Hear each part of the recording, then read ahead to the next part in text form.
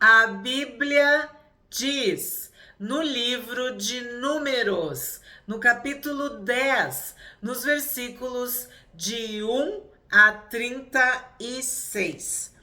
O Senhor disse a Moisés: faça 2 trombetas de prata batida.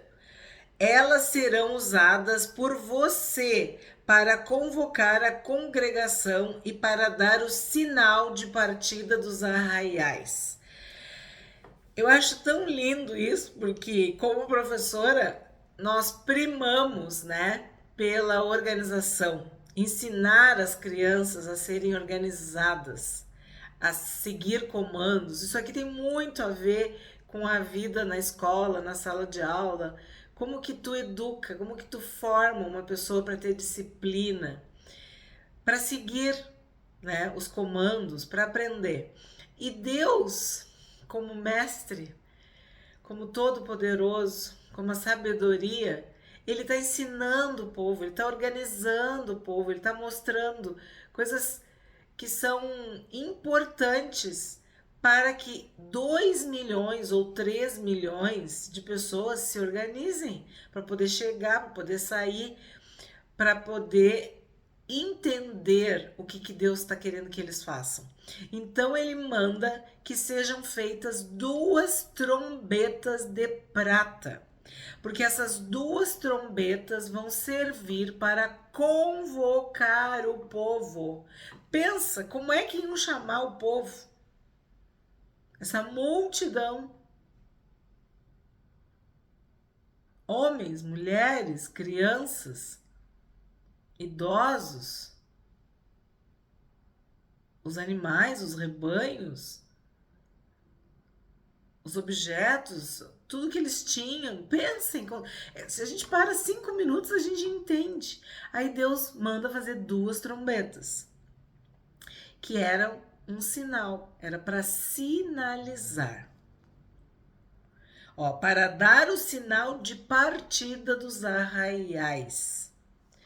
Quando tocarem as 2 trombetas, toda a congregação se ajuntará a você à porta da tenda do encontro. Mas, quando tocar uma só, se ajuntarão a você os chefes, os cabeças dos filhos de Israel. Então já começa, vamos dizer assim, a diferença entre elas. Quando era para ser o povo, quando era para ser os líderes. Quando vocês derem um toque de alarme, partirão os arraiais que estão acampados do lado leste. E quando derem um segundo toque de alarme, então partirão os arraiais que estão acampados do lado sul. Para a partida deve soar um toque de alarme. Para reunir a congregação, deve tocar as trombetas, mas não na forma de alarme. Tu consegue entender Deus explicando tudo isso para Moisés e Moisés passando para o povo? Esse detalhe, essa especificidade, esse é o nosso Deus. Os filhos de Arão, sacerdotes, tocarão as trombetas. Então, já falou a quantidade das trombetas, o material que era prata, o tipo de toque e agora quem vai tocar? Os filhos de Arão, sacerdotes, tocarão as trombetas. E isto será para vocês por estatuto perpétuo, de geração em geração. E é muito comum nos livros, nos filmes, nas ilustrações, nas séries, aparecer os sacerdotes tocando trombetas. No início só tinha 2, né? Eleazar e Tamar, porque Nadab e Abiú tinham morrido. Tinham sido mortos pelo Senhor quando ofereceram fogo estranho. Mas nas ilustrações, assim, nas Bíblias, aparecem os sacerdotes com trombetas. E aqui tu tá vendo onde tudo começou. Que Deus mandou Moisés fazer 2 trombetas. Aí eu penso, se Nadab e Abiú tivessem vivos, teriam sido 4 trombetas para os filhos de Arão, né? Os filhos de Arão, sacerdotes, tocarão as trombetas. E isso será para vocês por estatuto perpétuo de geração em geração. É muito lindo essa organização, essa ordem, a disciplina, esse critério de Deus. Mas vamos analisar espiritualmente as trombetas, porque as trombetas aparecem na Bíblia, inclusive, principalmente em Apocalipse. Vimos em um outro capítulo sobre as trombetas em Tessalonicenses. Então, assim, ó, há toda uma simbologia na Bíblia, há uma simbologia bíblica a respeito das trombetas. E quando o Senhor Jesus fala da hipocrisia dos fariseus, ele diz que eles tocavam trombeta. O que é que Jesus estava dizendo? Que eles tinham uma trombeta? Não, não é literal. É para dizer que eles ficavam alardeando suas boas obras, seus feitos. Como muitas pessoas que fazem o bem, fazem caridade, ajudam esse, ajudam aquele, sei lá, dão donativo, cesta básica, levam no hospital, cuidam, fazem o bem, mas tocam trombeta. E Deus diz que não é para fazer isso. Jesus repreende isso. O que a tua mão direita fizer, a esquerda não deve saber. Então não fica contando o que tu faz. Porque aí tu vai receber elogios das pessoas, tu vai ser honrado pelas pessoas. Então tocar trombeta também tem essa conotação no Novo Testamento. Mas, de forma geral, a trombeta tem um poder para indicar algo sério, algo forte, algo que vai acontecer. E sim, era um sinal, era algo que sinalizava. E espiritualmente, nós podemos aprender algumas lições com essas trombetas. Todas as trombetas, no sentido de que as trombetas emitem sons diferentes conforme quem está tocando. Como que a pessoa toca, vai sair um som. Então nós temos que distinguir, diferenciar, identificar a diferença entre os sons. Há muitas vozes no mundo. Nós temos que ouvir a voz de Deus. Há muitas vozes no mundo. Nós temos que ouvir a voz do amado. Há muitas vozes no mundo, mas nós temos que ouvir a voz do bom pastor, não do estranho, não do ladrão, não do inimigo, não do tentador. Há muitas vozes no mundo, mas nós não podemos ouvir a voz do nosso eu, do nosso ego. Essa tem que silenciar. Essa tem que morrer. Nós vivemos uma vida de renúncia. E a primeira renúncia é parar de ouvir o nosso eu. Ah, porque eu quero, porque eu penso, porque eu faço, porque eu acho, porque eu isso, porque eu aquilo. O eu já morreu, está crucificado com Cristo. Quem vive é Cristo, quem reina é Cristo, quem é rei, quem tem coroa, quem está no trono é Jesus. Então nós temos que ouvir a voz do Mestre, a voz de Jesus, a voz do Espírito Santo. Então, há muitas vozes no mundo, mas qual a voz que nos interessa? Qual a voz que nós vamos ouvir? Que som essa trombeta está produzindo, emitindo? O que nós estamos ouvindo no nosso dia a dia? São vozes que nos fazem parar, são vozes que nos fazem avançar, são sons que nos fazem lutar, são sons que nos fazem fugir. Qual é o efeito dessas trombetas, desses sons, dessas vozes no mundo? A gente tem que parar e pensar. Para tu poder ouvir a voz de Deus, tu tem que silenciar. Entra no teu quarto, fecha a porta e o teu Pai que vem em secreto te recompensará. O Senhor Jesus buscava lugares silenciosos, ermos, solitários, ia para o monte de madrugada, saía de perto das multidões e dos discípulos para poder se encontrar com o Pai. Isso é uma lição, para poder ouvir a voz de Deus.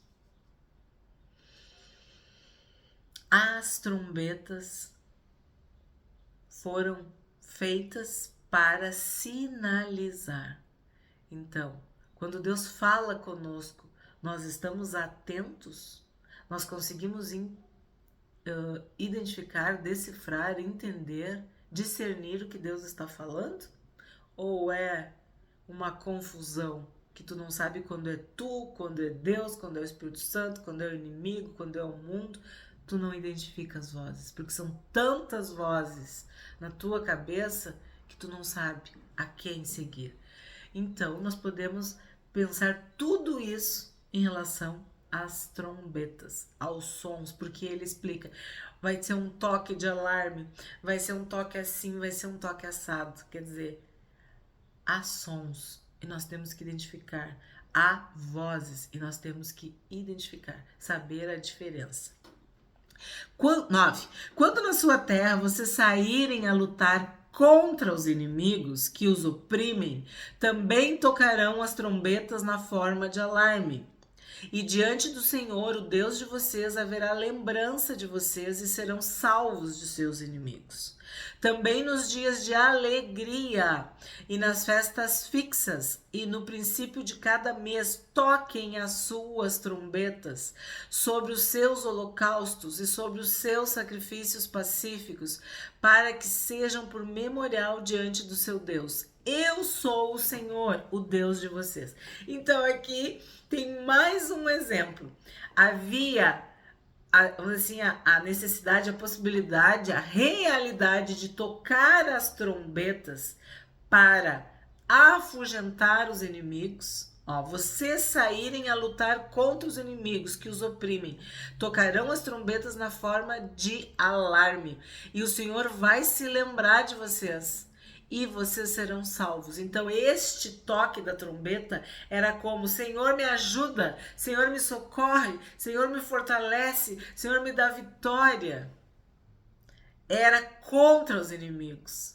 Era um som que afugentava os inimigos, que assustava, que fazia com que os inimigos fugissem.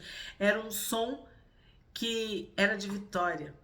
Então tinha o som para tocar quando fossem lutar contra os inimigos. E tinha o som da trombeta nos dias de alegria, nos dias de festa, de celebração, de culto, de adoração, dias de vitória, que estava tudo bem.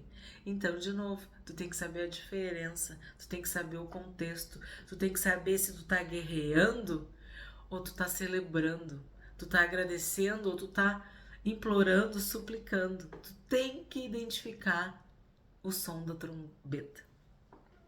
11. No segundo ano, no segundo mês, aos 20 dias do mês, a nuvem se ergueu de sobre o tabernáculo da congregação. Os filhos de Israel puseram-se em marcha, partindo do deserto do Sinai, jornada após jornada. E a nuvem repousou no deserto de Parã. Só vou parar aqui um pouquinho. Vocês têm que entender que Israel ficou um ano e pouco acampado, né? Parado, estabelecido, localizado no Monte Sinai. Lembra? Se um animal tocasse no monte, seria morto. E eles receberam toda a instrução. Tudo que a gente já estudou agora. Êxodo, Levítico. Agora, em Números, eles estão avançando, marchando, caminhando em direção à terra prometida.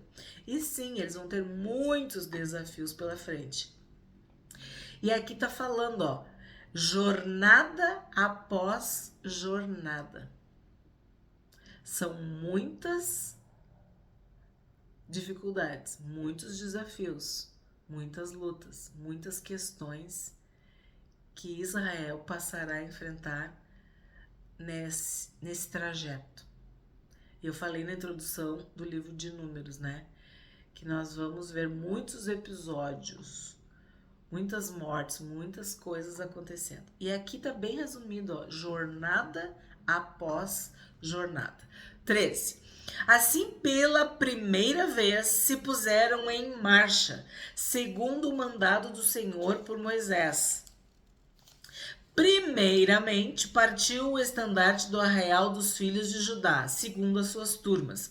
E sob o seu exército estava Naasson, filho de Aminadab.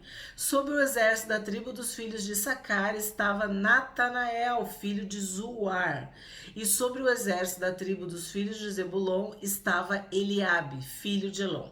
Então eles se movimentaram.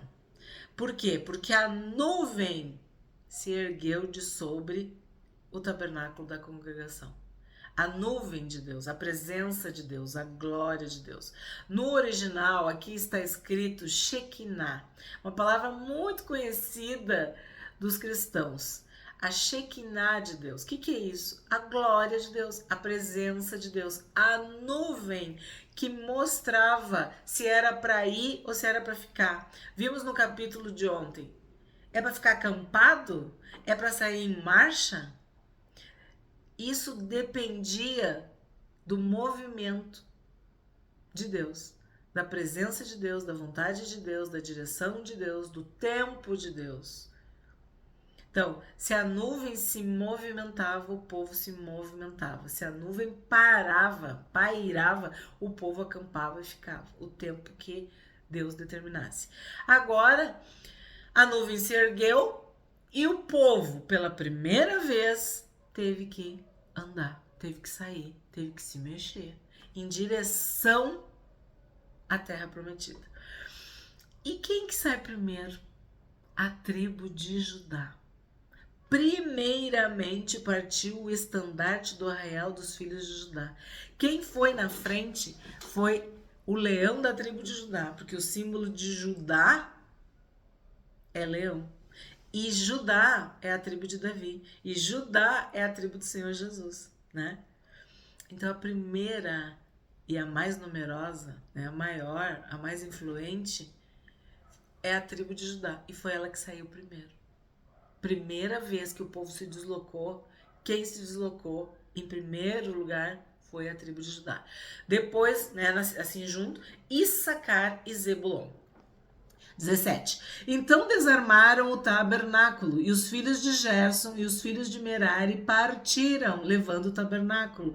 Nós estudamos as funções dos levitas, né? E olha só, desarmaram o tabernáculo, lembra? As colunas, as varas, as coberturas, as cortinas, as estruturas do tabernáculo, tudo aquilo ficava a critério de Gerson e Merari, quer dizer, dos gersonitas e dos meraritas. Depois partiu o estandarte do arraial de Ruben, segundo as suas turmas, e sobre o seu exército estava Elisur, filho de Sedeur.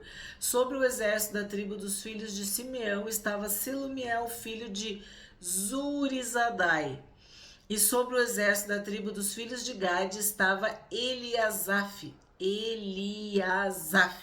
filho de Deuel. Então partiram os coatitas, levando as coisas santas, e o tabernáculo era levantado até que estes chegassem. Então, vocês estão entendendo a ordem? Que foi o que a gente falou sobre isso. Que o tabernáculo, a arca, o candelabro, a mesa ficava no centro. Então, já está deslocado Judá, Issacar e Zebulon. Já saíram os gersonitas e os meraritas com tudo que tinha a ver com a estrutura do tabernáculo. Agora vem Ruben, Simeão, Gade e os coatitas, com as coisas sagradas, santíssimas, consagradas. A arca da aliança, o candelabro, a mesa. Tudo aquilo que a gente já estudou nos outros capítulos. 22. Depois partiu o estandarte do arraial dos filhos de Efraim, segundo as suas turmas, e sobre o seu exército estava Elisama, filho de Amiúde. Sobre o exército da tribo dos filhos de Manassés estava Gamaliel, filho de Pedazur, e sobre o exército da tribo dos filhos de Benjamim estava Abdã, filho de Gedeoni. Então agora sai Efraim, Manassés e Benjamim. as tribos de Efraim, Manassés e Benjamim. 25. Então partiu o estandarte do arraial dos filhos de Dan, formando a retaguarda de todos os arraiais, segundo as suas turmas, e sobre o seu exército estava Aiezer, filho de Amizadai. Eu sempre peço desculpa porque eu não sei se eu estou pronunciando corretamente.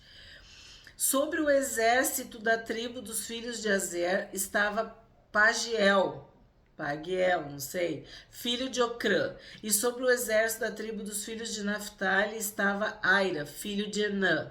Nesta ordem puseram-se em marcha os filhos de Israel segundo os seus exércitos. Então Dan, lembra Dan, que era o juiz, a balança, julgado, mas que também era a serpente, ficou na retaguarda. Azer, Naphtali, ou Aser, né? Que eu sempre falo, você já deve pensar por quê. Porque eu já escutei as duas pronúncias. E aí me chama a atenção, nesta ordem, o nosso Deus gosta de ordem, gosta de organização, cada coisa no seu lugar. A terra era sem forma e vazia. E o que Deus fez? Deus criou tudo bom, tudo muito bom, tudo perfeito. Então, eu destaco nesta ordem, cada um no seu lugar, cada tribo, cada função, tudo perfeito como Deus queria. 29. Moisés disse a Obabe, filho de Reuel, o midianita, sogro de Moisés. Tava demorando algum nome, né? Então, Obabe quer dizer no original amado. Então, Moisés disse ao amado, filho de Reuel. Quem é Reuel? É o mesmo Jetro, que é o sogro de Moisés, né? O pai de Zípora, a esposa de Moisés. Reuel quer dizer amigo de Deus. O sogro de Moisés foi responsável por aquele conselho, aquela sabedoria, para Moisés delegar, descentralizar a liderança, porque ele estava sobrecarregado. E aqui nós temos a presença, a participação de Obabe, filho de Reuel. Então, o que a gente entende? Que Obabe era cunhado de Moisés, porque ele era filho do sogro, então era cunhado de Moisés, devia ser amigo, uma pessoa querida que tinha convivido com Moisés na época em que Moisés ficou por 40 anos lá, e agora estava junto com o povo, mas agora o povo vai se deslocar em busca da terra prometida, indo para Canaã. E aí Moisés convida o cunhado, mas o cunhado é midianita e nós temos que contextualizar os midianitas. Midianita era de Midian. Quem era Midian? Um dos filhos de Abraão com Quetura. E vocês lembram que Midian quer dizer rixa, contenda e disputa? E os midianitas vão causar problemas, dores de cabeça para Israel. Mas aqui nós temos um midianita específico, que é cunhado de Moisés, né? Que está sendo convidado a permanecer, ficar conosco, venha conosco, siga conosco. Moisés está convidando o cunhado para permanecer com eles. Eu falei antes de ler. Moisés disse a Obabe, filho de Reuel, o midianita, sogro de Moisés: estamos de viagem para o lugar de que o Senhor disse: eu o darei a vocês. Venha conosco, nós o trataremos bem, porque o Senhor prometeu boas coisas a Israel. Mas Obabe respondeu: não irei. Prefiro voltar à minha terra e à minha parentela. Ele queria voltar para Midian, para a sua família. Moisés insistiu: por favor, não nos deixe, porque você sabe que devemos acampar no deserto e você nos servirá de guia. Se vier conosco, faremos a você o mesmo bem que o Senhor Deus fizera a nós. Então aqui temos que destacar duas coisas. Em primeiro lugar, ele devia gostar do cunhado, queria ter esta pessoa por perto, porque Moisés só tinha estresse, eu só imagino, aquele povo. Arão tinha muitas obrigações, muitos encargos, então ele devia sentir falta desse irmão também, porque era trabalho, trabalho, trabalho. E este, né, por ser estrangeiro, midianita, e ter convivido, eu fico imaginando, com Moisés, fosse um tempo de refrigério, de paz, de amizade, uma coisa boa para Moisés. E aí ele pede para que o cunhado fique. Mas só que aí o argumento que ele usa, que não é muito bom. Porque olha o que ele diz, ó. Você sabe que devemos acampar no deserto e você não servirá de guia. Como assim, Moisés? A nuvem é que dizia vai, a nuvem que dizia fica, a nuvem que dizia acampa, a nuvem que dizia marcha. Era o Senhor que ia guiar, era o Senhor que ia dirigir. A glória de Deus, a presença de Deus, a Shekinah de Deus, o próprio Deus. A nuvem, o fogo. Então ele diz, você não servirá de guia. Se vier conosco, faremos a você o mesmo bem que o Senhor Deus fizera a nós. Eu acho que aqui era realmente o ser humano, Moisés, querendo um amigo, um parente, né? Um amigo mais chegado que um irmão. É assim que eu interpreto. 33. Assim partiram do monte do Senhor e caminharam durante 3 dias. A arca da aliança do Senhor ia adiante deles durante esses 3 dias para encontrar um lugar de descanso para eles. Então, a arca da aliança ia na frente. A arca da aliança chegava antes. A arca da aliança ia adiante 3 dias. Porque sim, né? Imagina esse povo todo andando. Chegava Judá, mas ainda não tinha chegado Benjamim, né? Então, não era fácil, não devia ser nada fácil. Eu que digo, guardando as diferenças e proporções, as dificuldades, a gente quando sai com criança, vai num zoológico, num lugar que tem muita gente, num shopping, tu tem que cuidar o primeiro, do meio, o fim. Tu tem que ter pessoas pra tu não perder ninguém, pra tu não esquecer ninguém. Criança para pra amarrar um tênis, daqui a pouco ela fica olhando uma coisa, a turma passa. Tu tem que cuidar do primeiro ao último. Agora tu imagina 2 milhões, 3 milhões de pessoas com tudo que tinha que carregar, e os rebanhos, e criança e velho. Gente, é assim, ó, é muito chocante, né, o que Moisés executou, o que Moisés fez. E sabemos que Moisés é um tipo do Senhor Jesus. Então, é a mesma coisa. A noiva de Cristo, a igreja do Senhor Jesus, é muitas pessoas, né? É muita diferença, muita coisa acontecendo ao mesmo tempo. Então, o que está dizendo aqui? Que a arca da aliança ia adiante 3 dias. Para quê? Para encontrar um lugar de descanso para o povo. Quem é que vai nos levar ao pasto verdejante, às águas tranquilas? O bom pastor. Porque o bom pastor dá a vida pelas ovelhas. E sim, ele vai na frente. Ele escolhe o melhor lugar para as ovelhas passar a noite, para as ovelhas beber água, para as ovelhas descansar, para as ovelhas se alimentarem, para estarem a salvo, guardadas, protegidas do lobo, do urso, do leão, do ladrão, de qualquer perigo. Então, a arca do Senhor, a arca da aliança, a arca do testemunho ia adiante deles durante esses 3 dias. Então, quem vai na frente é Deus. Quem vai adiante de nós é Deus. Deus chega antes, Deus prepara. Deus criou o mundo para que nós, quando chegássemos no mundo, já tivesse tudo perfeito, em ordem, abençoado, bom, muito bom. Deus faz sempre o melhor para os seus filhos. A nuvem do Senhor pairava sobre eles de dia, quando partiam do arraial. Quando a arca partia, Moisés falava: Levanta-te, Senhor, sejam espalhados os teus inimigos e fujam diante de ti os que te odeiam. E quando a arca parava, Moisés dizia: Volta ao Senhor para os milhares de Israel. Levanta-te, Senhor.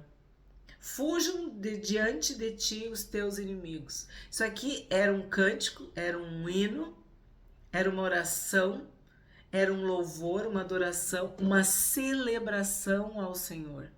Porque Deus estava como um poderoso guerreiro à frente do seu exército.